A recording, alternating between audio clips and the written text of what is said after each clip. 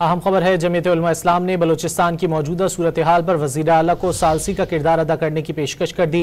मज़ीद जानेंगे don news के नुमाइंदे अब्दुल्ला ज़हरी से। अब्दुल्ला, क्या तफसीलात हैं?